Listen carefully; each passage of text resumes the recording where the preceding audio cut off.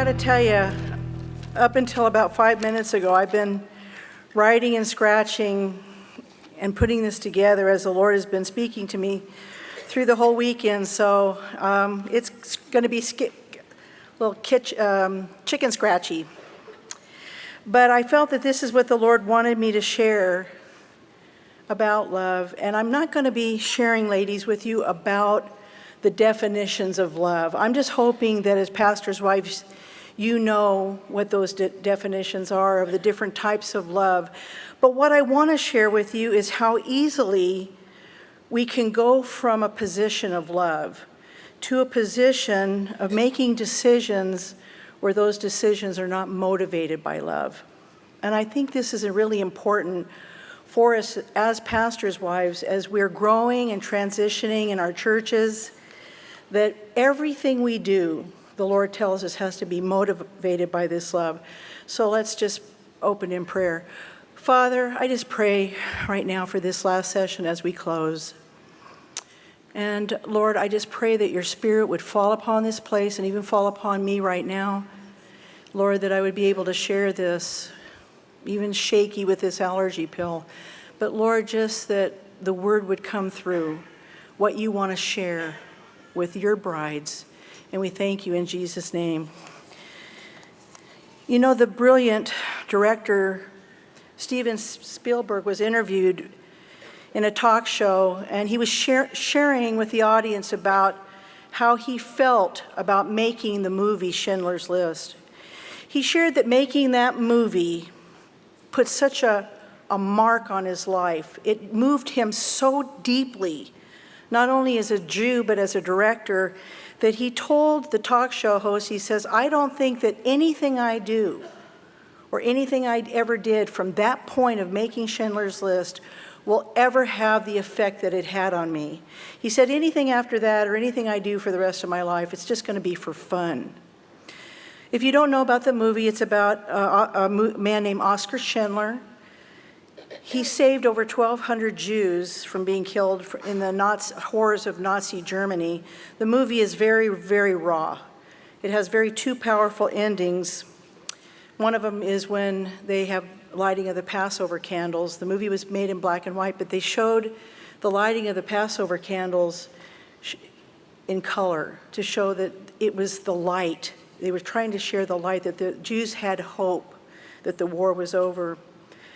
When they lit in the movie those Passover candles, Steven Spielberg was seen in the corner sobbing his eyes out, sobbing. They could not gain control over this man. And they said, Steven, what is it that you're so upset about? And he said, this was my life's work.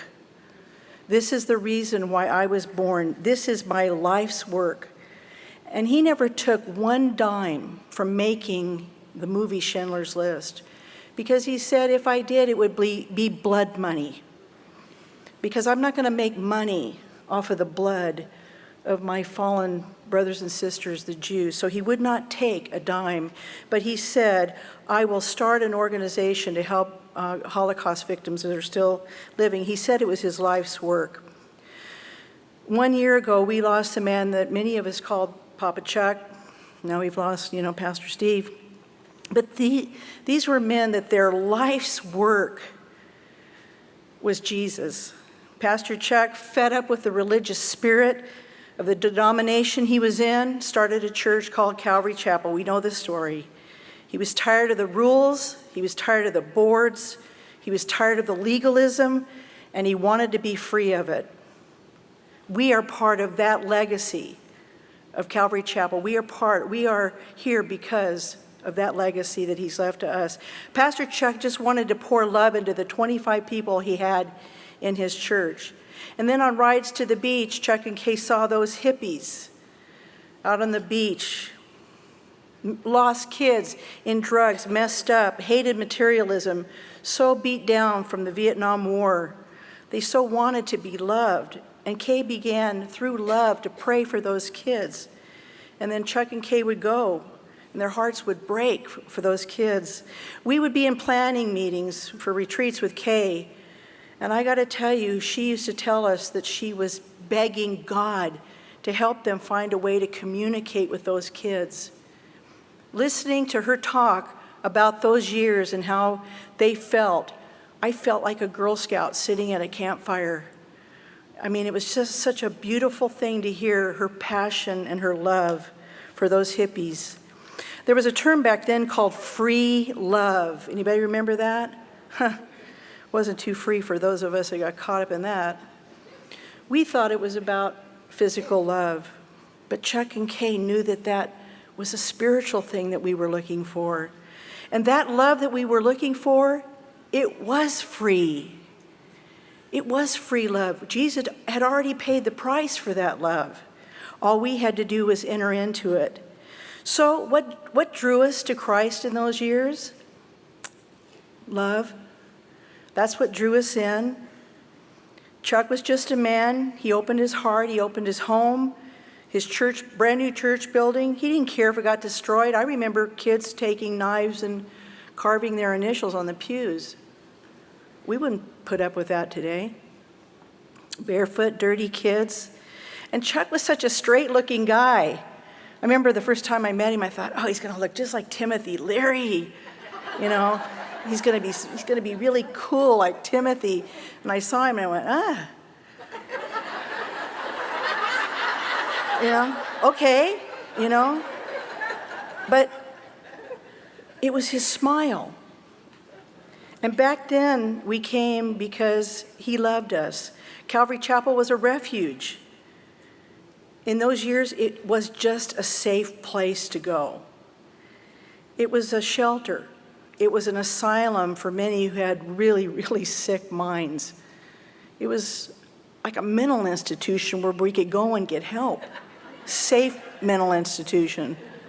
No shock therapy, just Jesus shocking us back into reality.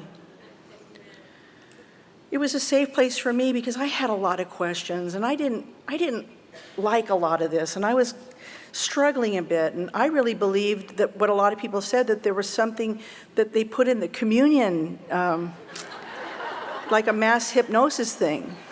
I didn't believe that it could be really, really real, and I had a lot of questions, but none of my questions I ever felt foolish asking. It was a safe place to fall. It was a hangout. It was a place where we could feel love. No other church would have taken us in those years, not the way we looked. And many of us, like June said, we came in just pretty wildly dressed, and girls were nursing their babies, and it was just, nobody cared. We were just there because we wanted to be loved. It was a unique time in history. Most housing zoning things today in Orange County are because of those years. A house that was supposed to be 6, maybe 8 people, there were hundreds and hundreds of people living in these houses. I don't know how they did it. I don't know how they cooked for that many people. But Chuck was love in human form. He was used to reach a generation, and without sounding dramatic, I really believe that Pastor Chuck tore the religious veil of religion in the 60s. Because through Christ, we were able to see the holiness of God. He taught us that it was through a relationship with Jesus Christ, not through Chuck, not through the church, but through Christ. Unique. But what I loved the most, even though I was the most skeptical of probably so many, what drew me in and what I loved the most was, yes, the love, but it was the like-mindedness that we all had. We all could just sort of look at each other and just, you guys remember that? We all just thought alike. We didn't have all these weird things going around. When somebody would do something or something would happen, we just knew they needed to get right with God. There was such a like-mindedness. But when you have people, a lot of needs. People have needs, right? And we grew in numbers, and we were kids that grew up, and we became adults. And I know for Calvary Chapel Downey, we were meeting in a park. It was summer. We were meeting under a cabana, and then it started getting cold because winter was coming. And so what did we have to do? We had to get a building. So we rented a building. God provided the $150 rent and the $50 deposit. And God provided that $200. It's a miracle. And it started, and we go, well, now we have a building. Now what do we need? Well, we need chairs. So somehow we got these rickety old folding chairs from somewhere. Remember those chairs, guys? Yeah, we all had them. But when you have people, you got to take care of people, and the building got chairs, and somebody's got to clean the chairs and set them up. Well, if you got people, you have to have bathrooms. If you have bathrooms, you have to have water. And then it gets dark at night, you have to have electricity, so we had to get the electricity turned on, you had to pay the bills. When you have people, you got babies. When you have babies, you got to have a room to put the babies. When you have a room to put the babies, you got to have cribs. Cribs have to have sheets, and the sheets have to get washed. That's just the cribs. Then you have to pay, then the restrooms have to be cleaned. That was always an issue. Who's going to clean the restrooms? Our restrooms look pretty bad, probably something like yours. You had to pay the rent. Then we had empty rooms, and then we got some furniture. And you know how furniture is, it just shows up. Jeff's first desk in our little church was my desk when I was a little girl. My little American style, what do they call American, early American, it was Jeff's desk. And we had a lamp and a little coffee pot that he plugged in to boil water for coffee, and a couch, and that was all that was in there. Then it was big time. Oh, it was big time. We got a telephone. Turned on the phone, and then we wanted to have a bulletin, but when you have bulletin, you have to have paper. And do you see how it's, it kind of just, okay, so what happens when all these things kind of come together?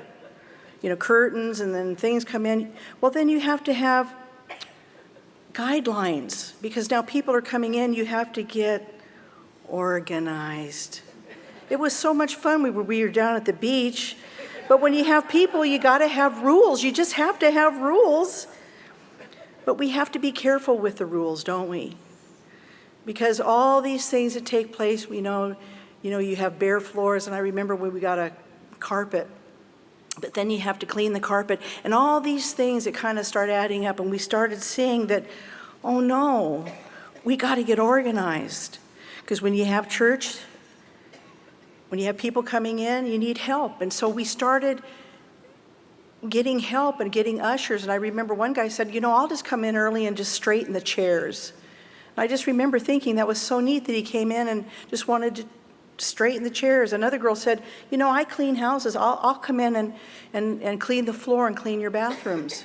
And the body ministry started to start as our little building started to grow, and people were coming in. And the coffee and I'll make the cookies, and I'll do this, and the body ministry.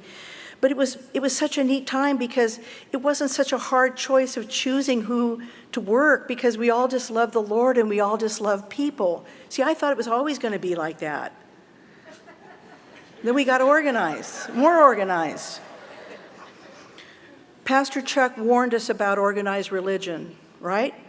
He warned us and how we needed to be careful, that having begun in the Spirit, not to perfect in the flesh. Galatians 3:3, I think he quoted that at every meeting that Jeff was ever at with Chuck. He said he's always quoting Galatians 3:3, having begun in the Spirit, do not perfect in the flesh. Stay in the Spirit, stay in the love of God. Chuck did not like organized religion, that was for sure. However, he did not believe that religion should be disorganized. He thought we could be organized, but we had to be careful. There had to be a balance. And the balance that he taught us was 1 Corinthians 16:4, let all the things we do be done in love. And he taught us about agape love, that everything we do should be done in love, but lovingly done as well. Do it in love, because we love, but do it in love and lovingly done. How is it that we got away from that? How is it that we strayed away from that love? Well, it's because we got busy. And when you get busy and you get in a hurry, sometimes things are overlooked. And when things are overlooked, people get hurt because they want to talk to you, and it's like, no, I got to go do the cookies. Like, that's the big thing. But sometimes when we're overly tired or overly organized, things get overlooked. So the problem comes when we make a rule, but in turn, the rule starts to rule us. When the rule becomes the ruler, we make the rule, and when that becomes the ruler, we get in trouble. Because many times we're going to lose the motivation because we have the rule. We just have to make sure that everything we do is motivated by God's love. When the rule that we make, because we're making the rules, tells us how to behave instead of the Lord, it leads to something that the Jews knew they knew this very well. When the rule becomes the rule, guess what happens? You enter into what? Legalism. And it's not a very hard place to fall into. Actually, really, sometimes for those that like organizations and have a controlling spirit, they like the legalism because it will tell you what to do. But we have to be careful when the rule that we make tells us how to behave. It's a short, very short road to legalism. I was recently at a retreat where a baby was crying so hard. This baby was crying so hard, I literally had to stop teaching. I couldn't teach anymore. But I knew that this single mother, who wasn't married and had this little tiny baby, she was very young, and she didn't know about the rule that you don't have babies in church. She had been invited to come. And I knew there were other people in the room. They were looking at her like, this baby shouldn't even be in here. Why doesn't somebody do something? And I thought in my mind, why doesn't somebody who knows the Lord and has been at this fellowship for a long time, why doesn't somebody get up and take that baby out of the room so that she can hear the study? Well, guess what? Somebody did. And then I could resume teaching. And she sat there and she was listening, and I could tell.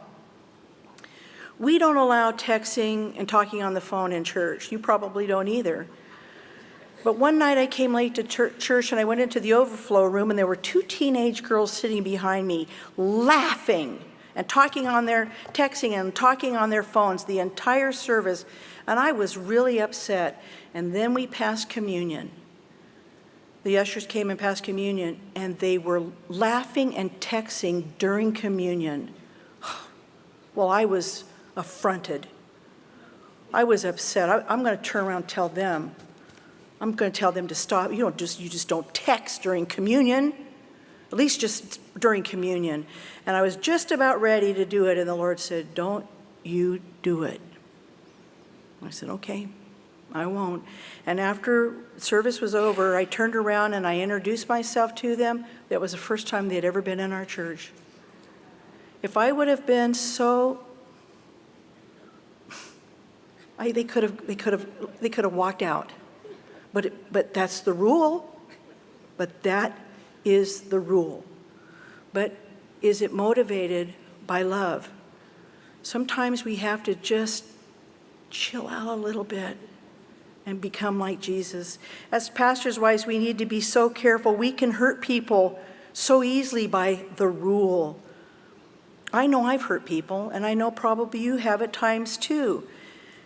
1 Peter 4:8-9 says, "Above all, love one another earnestly, because love will cover a multitude of sins." And you know what? Love will cover a multitude of rules. Because face it, ladies, we make the rules. Our husbands make the rules. And sometimes, out of love, these rules have to be broken. We have to have love for the flock, to be patient and kind, and to be open to help, and have our hands always open to the situations that come into our church. See, this is why the Jews were so upset with Jesus, because they loved the law. Jesus' teachings were so radical. They were so misunderstood. You see, to the Jew, the law was their own personal possession. And to break those laws was blasphemy. They couldn't think of it because the rule was the rule, and they went by the rule, and the rule was the passion and not God. The rule became the passion that they wanted to obey. It was their ruler of how close they were with the Lord and not their relationship with the Lord. A few years ago, Jeff and I got really slapped in the face with a situation that affected us because of our own rule that we made. It was a policy that we made, and boy, did it affect us personally, hurt. And it turned our world completely upside down. We got caught in our own web of the rule that we made. Realizing how unfair this rule was, the first thing we did after we cried for about 4 days is we repented. And we asked God to forgive us because of our legalistic, judgmental attitude that we felt so righteous about, and we vowed to change the rule. Unfortunately, there were many on our staff that saw that the reason that we were changing the rule was because we were now compromising. We wanted to compromise the rule. And many said, so now the rule affects them. Now they want to change the rule. See, it affects them, and now they don't like it. But the truth was, that was the truth. It affected us, and we didn't know, and we didn't understand how painful and crazy this crazy rule was. Listen, this was a big thing. We went to Pastor Chuck, and we shared with him that we had followed the rule. But now we were feeling bad about the rule. And we went to him and said, we don't know what to do. We just feel so bad we don't know what to do. And we shared with him about what the situation was. And Pastor Chuck just sat back and he just looked at us so lovingly and he said, you guys are so wrong. We handled this so badly. We go, I know, we can feel it. He goes, Jeff, Karyn, where's your love and grace and mercy? And we go, we blew it. We made a mistake. And he goes, go make restitution. Wow. I wanted to do that immediately. And I went and I found others that had been hurt by this rule. And sobbingly, seriously, uncontrollably sobbing, I said, please forgive us. We didn't understand. We didn't understand how much this would hurt. And these people stayed at our church, and they stayed faithful to serving with us. And we felt pretty good about that rule. And we, when they were hurting about the rule, we just said, well, that's just the rule. That's just how it is. But when it hit us so hard, we apologized, and there were many tears. But still, there were those that said, no, we follow the rules, and they love the legalism. And I got to tell you, I lost friends over this. I lost friends for a time over this. And I hurt many because this rule was not motivated by love. Kay so sweetly told us 1,000,000 times, and I can hear her voice say this, when we'd ask her about what's the best advice you can give to a pastor's wife, and you know what she said, just love God, love the Lord, love your husbands, and love your people. Nothing was ever said about rules or policies. It was always about love. Jesus, when asked, what was the greatest commandment in the law?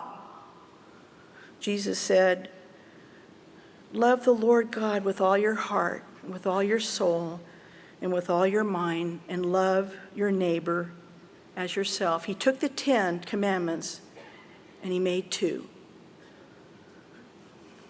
Jesus, when he took those 10 commandments and he made 2 of them, he removed the checklist, didn't he? The checklist. Have no other gods before me. Okay, check, got that one. No idols, check. Remember the Sabbath day, check. No adultery, check. No stealing, check. No murder, didn't use the Lord's name in vain this week, check. Hey, I got 7 out of 10 this week, I'm doing pretty good. But see, when Jesus said, no, we're going to make the 10 2, he removed the list. And so now the 10 Commandments is not the ruler, but by what Jesus told us. But I loved the list. I love the list. Because, see, it's easy to go by the list, isn't it? But he took away the list. Just love the Lord with all your heart and soul and mind, and your neighbor as yourself. Which one do you think is easier to do? The list? Or what Jesus said? Well, the list. The list would be easier to do. The rule is easier to go by. These two commandments cause us, see, and the Lord knew this, that we weren't going to be able to do this. We were constantly going to have to go back to the Lord. We were constantly going to have to be covered in his blood. He knew we were going to constantly have to go back to the cross and stay in his presence and wait for him to speak to us. And that's exactly what he wanted us to do. He never wanted the list to be the rule, that we would go by the list. He wanted us to go to him. But ladies, not all roots, and we've been talking about roots this whole weekend, not all roots are good roots. In Hebrews 12:15, it talks about the roots of bitterness. And we know that those roots of bitterness do what? They defile many. See, when we have a root of bitterness, we can really go off. We can really make a fuss. We can really cause people to come to our side and to our aid, and we can make it sound so religious and so good. In the Old Testament, in Numbers 16, these men that came against Moses, they were so full of jealousy. They were so full of envy. They were so tired of doing the work of the tabernacle. And for some of them, their job was really a simple job, but called by God to do. They were called to carry the articles of the tabernacle. That was their job. The priests were to carry the things of the tabernacle to the next place and to set them up. Listen, to God, this was a big deal, or he wouldn't have given this specific job to a certain group of people. They were set apart to do this specific work. But no, they were tired of it. They had a root of jealousy. They wanted to do something else. They became envious. They became rebellious. They were tired of doing the work of the tabernacle, and they came and they rose against Moses and these were the leaders and the priests. There were 250 of them. You can read later what happened to those guys. But Moses heard about what they were doing. He heard what they were saying, and he said this in Numbers 16:9. Hear the cry of Moses' heart after everything they'd gone through, after everything they had done, after all the things that they had seen. Moses says this, "You sons of Levi, seemeth it but a small thing to you that the God of Israel has separated you from all the congregation of Israel to bring you near to himself, to do the service of the tabernacle of the Lord, and to stand before the congregation and to minister to them?" Is that a great verse? I mean, think about it. Think about the Lord saying this to you. Seemeth it such a small thing to you that the God of Israel has separated us from the congregation to bring us near to himself so that we can do the service of the church, to stand before the congregation and to minister to them? Is this such a small thing? It's huge. And when you think about Moses sharing this with the people, you can just feel that his heart was breaking. Guys, think about the privilege that we have, and you think it's such a small thing because what you're doing doesn't seem like it's important. Look at the privilege God has given us to serve him. You see these men, they started looking at Moses and they started murmuring and they started complaining. Why did they do that? Like I said, they had seen the miracles at the Red Sea. They saw Moses hit the rock and water coming out. I mean, that, I don't know, but that just doesn't happen every day. Hitting a rock and it wasn't just a trickle of water. There's an area over in Jordan where they know where the rock was that he hit. It was massive. It was a lake. It wasn't just a little stream of water. I mean, water was gushing out because it had to take care of millions of people. This was huge. Their shoes didn't wear out. Do you think that they would think that that's such a small thing? That's huge. If you have teenage boys, you know that's huge. What happened to them? Why were they so much upset? Why were they causing so much dissension? Because all these men felt that they should have the same privileges as Moses. They wanted to be like Moses. Even Moses' own brother and sister came against him. And you know what happened to Miriam? She got leprosy for a while because she said, look, we're just like Moses. I mean, come on. We have the same parents. I mean, what's the big deal? We're just like Moses. And the Lord gave her leprosy for a warning. But she was healed, but she was set outside the camp for 7 days. Ooh, I don't want to ever be set outside the camp. Do you? We need to be careful, ladies, that we guard our hearts against envy and that root of bitterness and who's got this and who's got that speaker and who's doing this and who's going to their church. Who are they sitting by today? Who gets to go and stay in Stone Lodge?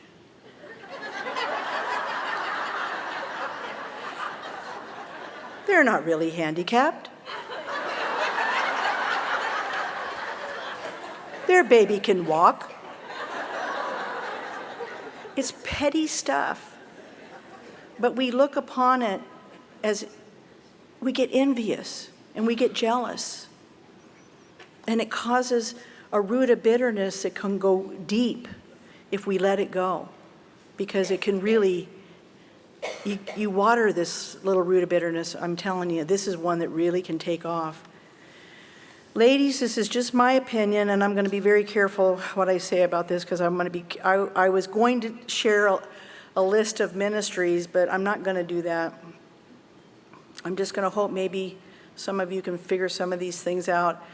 But it's just my opinion that I think in the Calvary Chapel movement, we have lost our love, some of our love for one another. I think we've lost the passion for people, and I think sometimes we have lost the pure motivation of ministry, which is love. I think sometimes when we're planning our retreats and our teas and our things that although we do it for the Lord and we do pray, but really the bottom line is our motivation has to be love. It has to be love. Everything has to go by this ruler, by love. Pure love. And when we become too overly organized, something just happens. Something doesn't go quite right. And then we have to be extremely careful when we start or we get involved in parachurch ministries. Because when these ministries, and they're good ministries, and I would never put any of them down. However, we have to be very careful when they take on too much of a business model. We have to be careful when it becomes too much like a business, or we start going to the world to get advice about how to run the ministry business. And a lot of people, and some maybe in this room, some of your husbands have gone to the world, how to grow our church more in 30 days. And how can we do this? We can't go to the world. Read Isaiah 30. Don't go to Egypt for help. Don't go to the world for help. We have to go to the Word. Because when we go to the world, I'm going to tell you what's going to happen, and you already know. We're going to get worldly feelings about what we're doing. And one of those worldly feelings is, greed, and competition.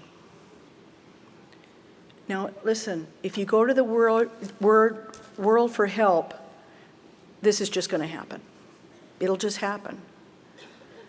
And when it does, we need to pull ourselves back and say, where is the love in that? Where is God in that? But it's a good thing. It's a good ministry. Listen, we're helping a lot of people. We're doing a lot of things, and I won't name those things. Well, I'm going to name one. Because it's the first one that I remember as a new Christian that I couldn't understand why it went so wacky. It was Maranatha music. I didn't understand. We loved all these groups and we loved all these things and we loved all the musicians and I thought everybody just loved one another, but when the business angle got involved with it, it got weird. Something happened and I never knew what exactly happened. I just knew that there were people that were feeling really bad and there was some division with it. And I remember feeling shocked about, well, I thought that we just loved one another and the way and, mustard seed faith and love song and love and what happened? It wasn't very lovely. I heard it didn't end well. Scared me. For Jeff and I, God put a man in our life, an unsaved man. His name was David Cadron, and he was a tour guide in Israel, and we met this man when we were about 25 years old, and he was our tour guide the entire time we ever went to Israel for over so many years. And Jeff and David were truly a Jonathan and David situation, this Jew and this Christian, and they would laugh and they loved each other, and they'd talk about retiring and sitting in rocking chairs together, and they had a special loving relationship, but David was not saved. And David did a lot of tours for a lot of Christians. A lot of Christians went over because he was a very popular tour guide. He did many of the Calvary Chapels. He knew all the Channel 40 guys. He led their groups, and he knew a lot of stuff, and he would tell us. And we would say, well, what happened? He goes, well, this group came over, and he said, one time he told us, the next morning before breakfast, I was told to go into their rooms and to clean out all the bottles so nobody else could see them. Not wine bottles, not beer bottles, but liquor. These people were drinking hard stuff. And it was David's job to go in and to collect all the bottles and to throw them in the trash so that the staff wouldn't see it, so that it would be reported that they were in there having a good old time with their liquor. He told us a lot of stuff, and we asked him one time, we said, what do you think about Christianity? I mean, really, you're with these guys, you're with us morning, noon, and night for 2 weeks on a bus, listening to their conversations, acting like they're just doing their touring business, but listening to what these guys were talking about. And Jeff said, well, what do you think? I mean, come on, bottom line, what do you think of us as Christians? And this is what he said. He goes, Jeff, I'll tell you this. There's no business like God's business. And it just broke our hearts. It just broke our hearts. And we said, is that what you think of us? Is that what you think of us, David? You think that's how we are? He said, no, but you guys are young. I'm going to watch you, and you'll change like all the rest. Wow. I got to tell you, for Jeff and I, it hit us pretty hard. And for this one man, I got to tell you, we wanted him to see the pure love of Christianity. We wanted him to see that this was not true. And he knew this about the Calvaries. He knew that we were different, but he thought we were going to change. And we wanted to be a witness to this man. We wanted to make a difference in his life because we loved him.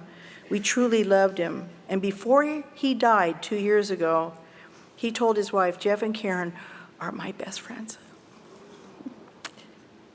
He said, they never let the business change them. He said, Jeff, you never let the business change you. This is a man who came to our home and slept in our beds. He knew the way we lived. He knew who we really were because we were really real around him. And I'm hoping and I'm praying that right before he took his last breath that he came to the Lord. I'm hoping that he did. Thank you, Marie. I know you'll take care of me.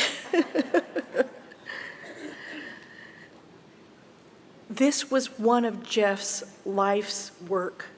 This was just one, thank you.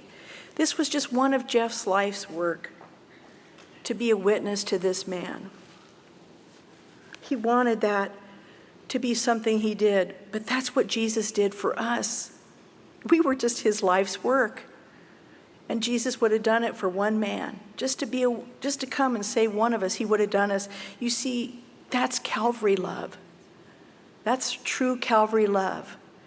Being a witness and laying down your life and sacrificing. And it wasn't such a big deal to be a witness to David. We really loved him. I pray that he will be with the Lord. I know that he had to remember all those things in the coma right before he died. But this was our life's work, one of them for David, and this is our life's work, love. Moses was so frustrated with those priests. See, they didn't get it. They didn't get it. They didn't know it was a privilege that, first of all, that they were set apart. Whew, that's pretty special. Being called to be near to God, that's special. To stand before the people and to share the pure agape love and to serve in the tabernacle. What we're doing is not a business, guys. What we're doing is not a business, but this is our life's work. Because everything we have, all of our churches, everything we own, everything belongs to Jesus. We don't own any of this. Go ask Steve Mays. He left it all. He left everything. And you know what Gail told us the other night, what his daughter wanted? Out of everything they had, everything in their church, everything that Steve might have owned, Heather goes, I want my dad's glasses and his Bible. That's Calvary love, guys. That's what Steve did. That's the kind of witness he was. That when after everything is done, the reading of the will, and what am I going to get? Because Heather's not like that. She just wants his Bible and his glasses. Like Kathy shared Monday night, she felt a little bit more humbled and maybe less of that fearless expositor. I know for myself, I struggled last night because I feel like, Paul, I didn't come to you with lofty words and not even one funny story.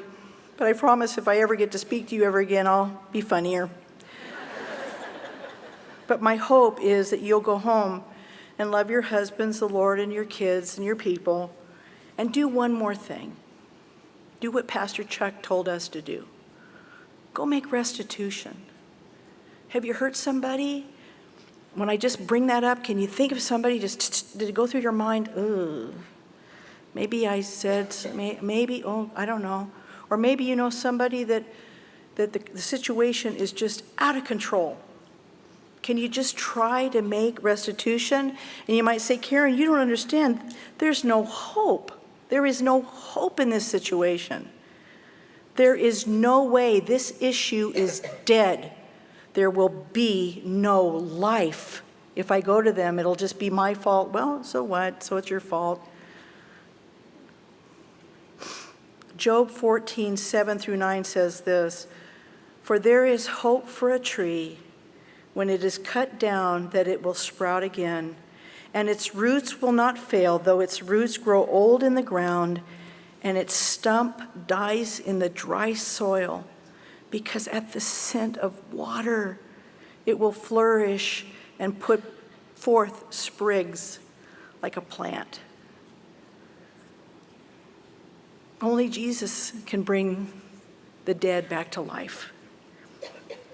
Watered with that living water, so filled with love, it can bring something that's dead back to life. And so we've got to try. We got to try to go home and make restitution. There's somebody right now in my fellowship, I don't know why she's mad at me. And I called her the other day and I said, would you just have lunch with me? She goes, no, you'll just hurt me again. I go, I don't even know when I hurt you the first time. She goes, you'll just do it again. I go, well, will you just give it a try? Let's go out to lunch. I'll take you to the Elephant Bar. She goes, yeah, I'll go there. I don't know what I did to this lady. I really don't have a clue. But you know what? I'm just gonna take it. I'm just gonna take it. Whatever she says I did, I'm just gonna say, you know what? I don't remember that I did that, or if I did do it, I don't know. But I'm just gonna apologize, and I'm gonna try to get this girl back in fellowship. This is our life's work. Be careful. Pastors' wives, young pastors' wives, as I saw you on your knees up here, I was so praying for you. Be careful, because it's different today than it was when we were first in the ministry. Be careful that you, as you're doing things, maybe writing books, or whatever it is that you are into, be careful that you don't get into the business of the ministry. Because I want to tell you, like Steven Spielberg said, he couldn't take a dime because it was blood money. Listen, we don't want this to be blood money, okay? The ministry is not to be used as blood money. The blood of Christ should not be commercialized to make money, because it really truly is blood money. Everything we own is the Lord's. Everything we own is the Lord's. And if we stay in the love of God and we stay close to Him, we may stray a bit, but come back. Let's have short accounts with God and let your roots sink deep into that love as pastors' wives, as leaders, as moms, as whatever, assistant pastors' wives. Stay in the love of God. 2 commandments, and follow Kay's rules. Well, what she told us, they weren't rules, but those beautiful things that she told us. Love the Lord, love your husbands, and love your people. It's really very simple, but I'd rather have a list, because that's my personality. I would rather have a list. It's harder this way, but the Lord says, I know, because that way you will be near to me, and that's where God wants us.